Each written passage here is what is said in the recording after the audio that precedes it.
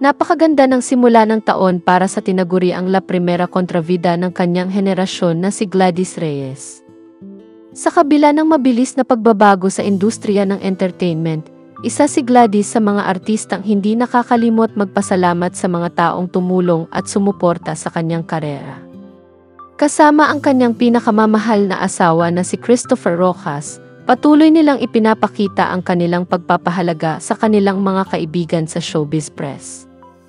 Sa panahon ngayon, kung saan ang social media ang masasabing pangunahing platform ng maraming artista, nananatili pa rin ang paniniwala ni Gladys sa kapangyarihan ng mainstream media. Para sa kanya, malaki ang naitulong ng entertainment press sa kanyang tagumpay, kaya naman patuloy siyang nagpapasalamat sa kanila. Bilang patunay ng kanilang pagpapahalaga, inimbitahan ni Gladys at Christopher ang ilang malalapit nilang kaibigan mula sa entertainment media sa isang espesyal na pagtitipon. Ito ay bilang pasasalamat sa walang sawang suporta at tulong na ibinibigay ng mga ito sa kanilang pamilya.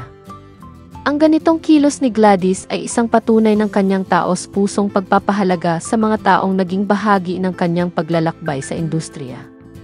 Hindi lang siya isang mahusay na aktres, kundi isa ring mabuting kaibigan na marunong lumingon sa pinanggalingan. Sa magandang pasok ng 2025, siguradong mas marami pang biyaya ang darating kay Gladys Reyes at sa kanyang pamilya.